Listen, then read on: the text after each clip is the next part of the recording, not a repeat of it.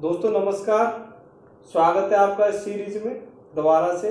तो सर आ चुके हैं हमारे साथ में। तो आपने अगर पुराने वीडियो नहीं देखे जो सीरीज में चल रहे हैं तो उनको भी देख लेना आप, क्योंकि अगर आप उनको देखोगे तो आपको बहुत कुछ सीखने को मिलेगा। प्लस में आपका जो सीक्वेंस में अगर आप देखोगे तो आपकी जो नॉलेज है वो काफ़ी गुना इम्प्रूवमेंट होगी। तो सर आज का टॉपिक क्या रखें आपके हिसाब से, क्योंकि हमने पिछले वीडियो में काफ़ी कुछ बताया व्यूअर्स को। आज का कुछ नया टॉपिक होना चाहिए, क्योंकि हम जो लोगों को सिखाना चाहते हैं, क्योंकि अनट्रेंड लोग आते हैं रियल एस्टेट में बिल्कुल, और पूरी तरह से अनऑर्गेनाइज इंडस्ट्री है। तो हम चाहते हैं कि लोगों को सही नॉलेज मिले, और सही नॉलेज के साथ में अगर वो उसको सीख के अगर इम्प्लीमेंट करते हैं तो काफ़ी अच्छा यहाँ से अर्निंग कर पाएंगे। और मेरा ये मानना है कि अगर आपके माध्यम से उनको सिखाया जाएगा जो आपने, क्योंकि आपने रिजल्ट प्रोड्यूस किया है मार्केट में और आपका एक दबदबा है मार्केट में, आपका नाम है। जहाँ पे भी आपने ट्रेनिंग दी है वहाँ पे रिजल्ट प्रोड्यूस होते हैं। तो हमारे व्यूअरों को जो पैसा नहीं खर्च कर पा रहे हैं किसी भी वजह से, लेकिन उनको फ्री में वीडियो मिल जाए तो उनकी भी हेल्प हो जाए आपके माध्यम से। तो सर आज का जो टॉपिक आप ट्रस्ट के ऊपर बनाइए, क्योंकि रियल एस्टेट में एक जो टिकट साइज होता है वो काफ़ी बड़ा होता है। जैसे अगर अदर फील्ड की बात की जाए तो वहाँ पे 1000, 2000, 5000, 10,000 का प्रोडक्ट होता है, लेकिन जब रियल एस्टेट की बात करते हैं तो लाखों रुपए से शुरुआत होती है। और जब लाखों रुपए बहुत सी लोगों की तो पूरी जिंदगी की कमाई होती है जो कि वो रियल एस्टेट में लगाते हैं। तो यहाँ पे सबसे बड़ा जो फैक्टर आता है वो ट्रस्ट का आता है कि आदमी कैसे ट्रस्ट करे किसी के ऊपर। और जब हम रियल एस्टेट में काम कर रहे हैं और हमारे ऊपर लोग ट्रस्ट अगर नहीं कर पाए तो हम प्लॉट भी नहीं बेच पाएंगे, कोई फ्लैट वगैरह कुछ नहीं बेच पाएंगे।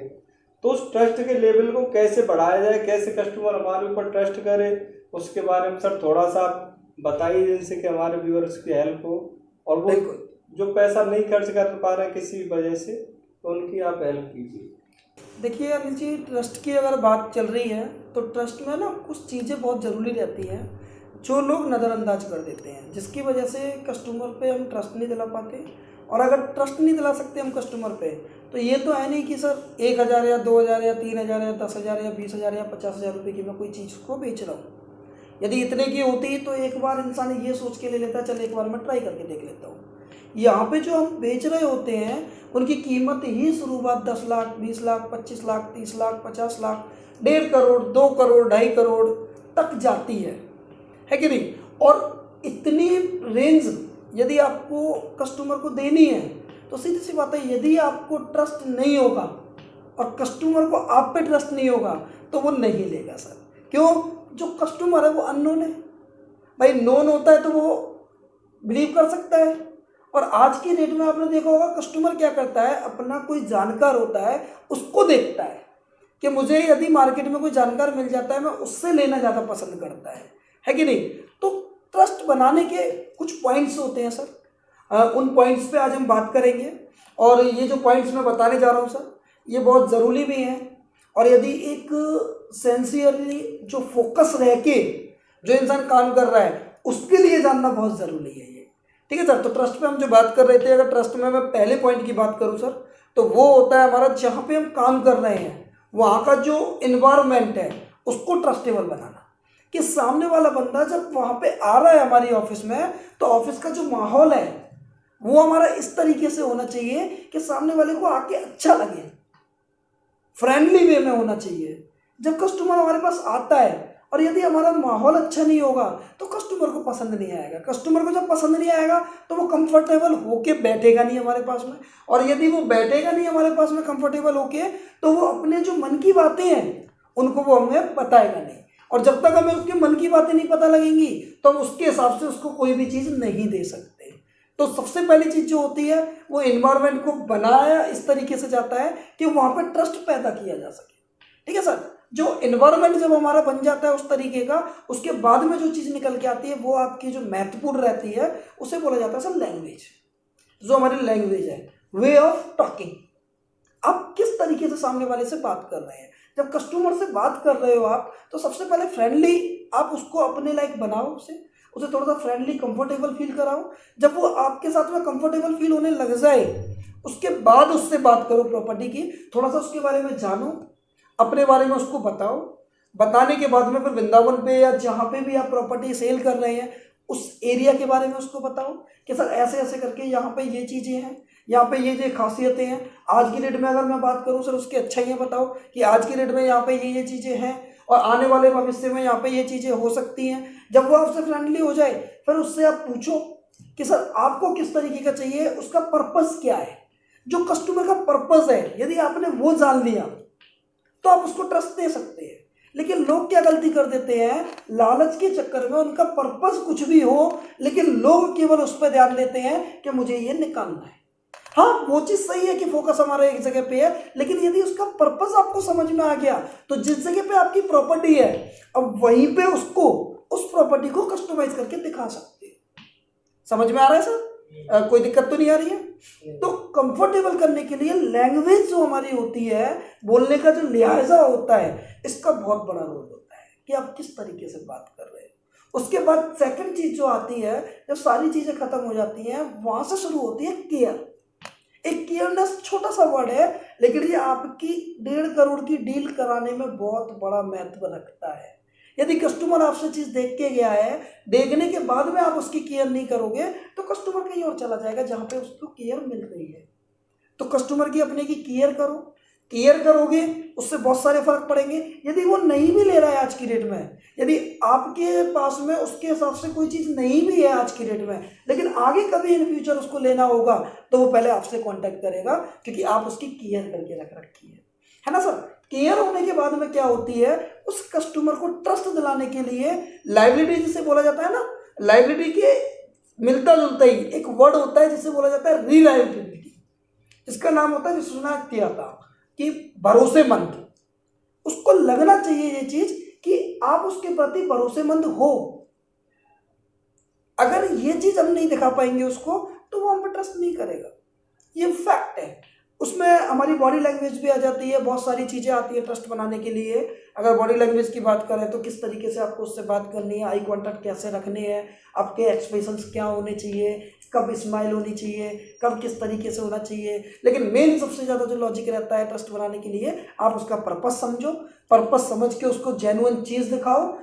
अगर आप जेन्युइन चीज उसको दिखाओगे तो आपका ट्रस्ट ऑटोमेटिकली बिल्ड हो जाएगा। अब इन सारी चीज़ों को अगर मैं साइड में रख दूं सर, तो इन सारी चीज़ों को साइड में रखने के बाद जो मेरा पर्सनल वे है, जो मेरा पर्सनल एक्सपीरियंस है, अगर मैं उस पर बात करूं तो मेरा मानना एक ही होता है सर, आपको केवल अपने अंदर एक चीज लेके आनी है। यदि आप इस चीज को लाने में कामयाब हो गए तो 101% कह सकता हूं आप किसी का भी दिल जीत सकते हो, आप किसी पे भी ट्रस्ट पैदा कर सकते हो, और उसका नाम है सर ईमानदारी। यदि आपके अंदर ईमानदारी आ गई तो सामने वाले के अंदर ऑटोमेटिकली आपके प्रति विश्वास हो जाएगा। क्यों? क्योंकि जब ईमानदारी होती है इंसान के अंदर तो उसके मन से जो बातें निकल के आती हैं वो सच निकल के आता है, और सच को देख के कोई भी इंसान ट्रस्ट ना करे ऐसा हो नहीं सकता। ऑटोमेटिकली जब अंदर से भाव निकल के आता है तो ऑटोमेटिकली ट्रस्ट पैदा हो जाता है, और जब ट्रस्ट पैदा हो जाता है वहाँ कोई दिक्कत आ ही नहीं सकती, और जहाँ दिक्कत नहीं आती है वहाँ पर सेल का रेशियो जो होता है वो ऑटोमेटिकली बढ़ जाता है। यदि आज की डेट में आपका सेल्स का रेशियो जो होगा वो 10 में से अगर 2 का होगा, तो अगर आप इस चीज को मानोगे तो 100% श्योरिटी दे सकता हूं मैं आप लोगों को कि आपका जो रेशियो है वो 10 में से 5 का हो जाएगा। लेकिन जिम्मेदारी एक ही लेनी है कि आज से ईमानदार बनना है, ईमानदार बन के काम करना है। ईमानदारी अपने आप में ट्रस्ट दिलाने के लिए अकेली ही काफी है। अगर आप ईमानदार हो तो सारी चीजें ऑटोमेटिकली हो जाती है सर। तो ट्रस्ट पैदा करने के लिए जो बहुत सारी महत्वपूर्ण चीज़ें होती हैं, और हमारी टाइम टू टाइम ट्रेनिंग चलती है। यदि पूरी ट्रेनिंग कोई लेना चाहता है तो वो वहाँ से ले सकता है, वहाँ पे इंडिविजुअली काम किया जाता है, सारी चीज़ें आपको 1 by 1 समझाई जाती है किस तरीके से प्रैक्टिकली वे में। एक चीज़ और आती है रियल एस्टेट में, ज़्यादातर लोगों का जो मानना रहता है वो बोलते हैं कि आपने बताया कि ईमानदार हो जाओ, ये सारी चीज़ें केयर करो कस्टमर की, तो इनसे बहुत सारे फायदे ये भी मिलते हैं। मान लो कस्टमर को ज़रूरत नहीं है और वो हमसे किसी वजह से नहीं ले पाया, लेकिन वो हमें कहीं ना कहीं रेफरल दे जाता है। यस, हमें वो प्लॉट अगर वो उसको पसंद नहीं आए, वो उसके पर्पज को फुलफिलमेंट नहीं कर पा रही है, वो हमें 4 कस्टमर भेज देगा। यस, वो कस्टमर हमारे लिए एक सेल्समैन का काम करेगा। लेकिन इसके अलावा मार्केट में एक चीज़ देखी जाती है, जैसे कि सर आपने कहा, एकदम सही कहा, इसे बोला जाता है रेफरेंस टू रेफरेंस मार्केटिंग। और ये मार्केटिंग तभी हो पाती है जब आप ईमानदार हो। यदि वो बंदा नहीं ले रहा है, आपसे 10 को दिला रहा है, आप खुद देखिएगा ये चीज़ें आई कब, जब आप ईमानदार होंगे। और आदमी ईमानदार कब होता है? जब तक वो खुद से ईमानदार नहीं होगा, जब तक वो सामने वाले से ईमानदार नहीं हो सकता। आदमी को ईमानदार होने के लिए पहले खुद से ईमानदार होना पड़ता है, और जब खुद ईमानदार हो जाता है तो सामने वाले से ऑटोमेटिकली ईमानदारी आ जाती है। लालच को खत्म कर दो, ईमानदारी आना शुरू हो जाए। इस इंडस्ट्री में जो सबसे ज़्यादा जो एजेंट वगैरह होते हैं, क्योंकि पहले से ही हम बात कर रहे हैं पूरी तरह से अनऑर्गेनाइज है, तो कुछ लोगों की धारणाएं भी बन गई हैं। लोगों की धारणा क्या है कि कस्टमर से झूठ बोलो, और कस्टमर और वो उनका ये मानना भी रहता है कि कस्टमर रियल एस्टेट में बिना झूठ बोले तो प्रॉपर्टी बिक ही नहीं सकती। हाँ, कुछ हद तक ये बात जो है सुनने को मिलती है सर, लेकिन एक चीज़ कही जाती है। आप मुझे एक बात बताइएगा, बहुत सारी दुनिया में ना फेथ भी चल रहे हैं, बहुत सारे हैं। जैसे कि मैं आपको एक एग्जांपल के माध्यम से बताऊं सर, आप कभी ना कभी गाड़ी जब ड्राइव कर रहे होंगे, आपकी गाड़ी के सामने से एक बिल्ली क्रॉस करके जाती है, तो एक चीज़ बोली जाती है, बड़े बूढ़े जो पहले बुजुर्ग हैं वो बोलते हैं कि सर गाड़ी को रोक लो, तो बहुत सारे लोग रोक भी लेते हैं। लेकिन क्या ये सच है कि अगर आप गाड़ी नहीं रोकोगे, सीधे चले जाओगे, तो कोई दुर्घटना हो जाएगी? नहीं, अब तो ऐसा नहीं है, क्योंकि मान के चलो अगर बिल्ली रास्ता काट गई तो और कोई तो निकलेगा ही ना वहां से कभी ना कभी। तो सबसे मेन चीज ये क्या है सर? फेथ। क्यों? ये बहुत सदियों से चलता आ रहा है, और एक फेथ ऐसी चीज होती है सर जो पता नहीं कब तक चलेगा। बहुत सारे फेथ हिंदुस्तान में चल रहे हैं, उन्हीं में से एक ये फेथ है। तो अपनी अपनी धारणाएं होती हैं आदमी की, अपनी अपनी सारी चीजें होती हैं, है कि नहीं? तो यहाँ पे इस चीज को आप वो कर सकते हैं। तो फेथ जो रहते हैं इनसे दूर रहो। जो लोग कहते हैं कि रियल एस्टेट में झूठ बोल के काम किया जा सकता है, मैं उन चीज़ों को डिनाई करता हूं सर, क्योंकि आप ईमानदारी से एक बार काम करके देखो, मज़ा भी आएगा सर, और आपका कस्टमर एक बार आपसे नहीं लेगा, जिंदगी भर के लिए आपका हो जाएगा। और काम करने में भी मज़ा वहीं आता है सर, जहाँ कस्टमर हमारा एक बार नहीं होता, जो बार बार हमारे पास आता है, जो एक घर जैसा रिलेशन बन जाता है, मज़ा उसमें आता है सर। तो आपको काम करने की जरूरत नहीं पड़ती है, ऑटोमेटिकली आपका काम बढ़ता है, और वो भी कई गुना स्पीड से बढ़ता है। अब जब वर्करों को रख रहे हैं, वहाँ पे वर्कर रखने की जरूरत नहीं होती है, वही जो हमारे कस्टमर हैं वो हमारे लिए काम करके दे देते हैं। क्योंकि प्रॉपर्टी खरीदता है तो कस्टमर का चाचा भी खरीदता है, मामा भी खरीदता है, भाई भी खरीदता है, ताऊ भी खरीदता है, दोस्त भी खरीदता है, वो आपको जो रेफरेंस दे देते हैं, वहाँ से आपका बिजनेस बहुत बड़ा बिल्ड हो सकता है। केवल फर्क इतना है कि ईमानदारी रखना। अगर ईमानदार रह सकते हैं तो 101% मैं कह सकता हूँ रियल एस्टेट में ईमानदारों के भी कामयाब 101% हो सकते हैं। एक चीज़ और आती है सामने, मैंने बहुत सी कंपनियों में देखा है, वैसे आजकल तो ये कल्चर चेंज हो चुका है, लेकिन वो कस्टमर को जज करते हैं। जैसे कस्टमर आता है, कैसे कपड़े पहन रखे हैं उसने, किस टाइप का उसका चाल डाल है, चप्पल पहन के आया, जूते पहन के आया है, गाड़ी से आया या फिर बस से आया, वो चीज़ देख के वो जज करने लग जाते हैं कस्टमर को, जबकि वो पर उसको हल्के में लेते हैं। जबकि वही कस्टमर फिर दूसरी जगह जाके प्रॉपर्टी खरीद लेता है। ये अधिकतर उन्होंने उसकी केयर की, उस कस्टमर को उन्होंने जज नहीं किया, उन्होंने प्रॉपर उसकी केयर की, उससे ले लेगा। केयर करने के बाद उन्होंने उसको डील किया तो वो खरीद लेता है। तो आप बताएं जो व्यूअर है वो जो देखो होता क्या है सर, कभी भी किसी चीज़ को जज नहीं करना चाहिए। किसी के पहनाव से आप जज नहीं करें, क्यों? कारण है उसके पीछे का। मुझे एक बात बताइएगा सर, यदि आप अपने आप से ईमानदार हो तो आपका ऑटोमेटिकली जज करना खत्म हो जाएगा। पहली चीज़ तो अगर आप ईमानदार हो तो आप जज नहीं करोगे सामने वाले को, और जज जो लोग करते हैं उनको नुकसान के अलावा कुछ नहीं मिलता। मैं आपसे एक चीज़ पूछना चाहता हूँ अनिल जी, और इसी के माध्यम से मैं लोगों को समझाना चाहता हूँ। मुझे एक बात बताइएगा अनिल जी, मान के चलो एक इंसान है जो फटे हुए कपड़े पहन के आपके पास आता है, और आपने उसको जज कर लिया कि यार ये प्रॉपर्टी नहीं ले पाएगा, और आपने उसको हल्के में ले लिया और छोड़ दिया। ठीक है सर, इसमें आपको फायदा है कि नुकसान है? नुकसान है। यदि आप वहाँ पे जज नहीं करते इस चीज़ को, और हो सकता है वो ना ले, लेकिन बाई चांस यदि वो ले लेता तो आपका फायदा है कि नुकसान है? फायदा होता है। तो जज करने में फायदा हो रहा है आपको या नुकसान हो रहा है? नुकसान हो रहा है। तो क्या करना चाहिए सर हमें, नुकसान या फायदा? फायदा करना चाहिए। तो फायदा क्या है? जज ना करना। तो किसी को भी पहले से जज नहीं करना चाहिए। मतलब हमें जो अपना काम है वो प्रॉपर करना चाहिए। कैसे भी कपड़े पहन के आया, फर्क नहीं, गाड़ी में आया या कैसे भी आया, पैदल आया है, लेकिन हमें अपना काम ईमानदारी से करना है। जो हमें अपना जो एथिक्स है उसके साथ काम करना है, तो तभी हम ज़्यादा कस्टमर तक पहुंच पाएंगे। आज की डेट में अगर मैं बात करूं, मेरे पास में बहुत सारे कस्टमर ऐसे आते हैं जो BMW से आते हैं, लेकिन वो भी कुछ नहीं लेके जाते।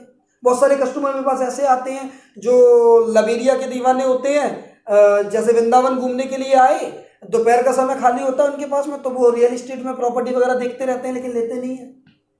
जबकि कपड़े भी अच्छे होते हैं, कार से आए होते हैं बड़ी से, लेकिन नहीं लेते हैं।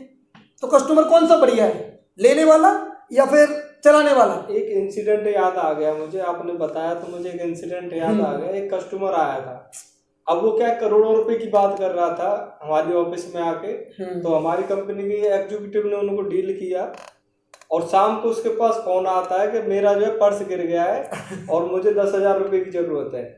और वो करोड़ों रुपए की बात करके गया था। अब वो लालच में आ गया बंदा, उसने उसके फोन में 10,000 रुपए दे दिए और उसने उसका फोन ब्लॉक कर दिया। बहुत सारे लोग ऐसे हैं, और ऐसा एक के साथ नहीं अनिल जी, बहुत सारे लोगों के साथ में हुआ है। और इसीलिए कहा जाता है ईमानदारी अगर होगी कहीं तो ये सारी चीजों से दूर बचा जा सकता है। उसका एक ही वेपन है जिसे बोला जाता है ईमानदारी। जहाँ पे ईमानदारी होगी वहां पे लालच भी नहीं आएगा, ऑटोमेटिकली नहीं आएगा। तो ये सीरीज चलती रहेगी इसी टाइप से। आप चैनल को ज़्यादा से ज़्यादा लाइक करें, सब्सक्राइब करें और अपने दोस्तों में शेयर करें। और ये पूरी सीरीज है, इसको देखें जरूर एक बार अगर आप रियल एस्टेट में। तो अगली सीरीज में ये चर्चा जारी रहेगी। मिलते हैं आपसे अगली सीरीज में, तब तक के लिए थैंक्स।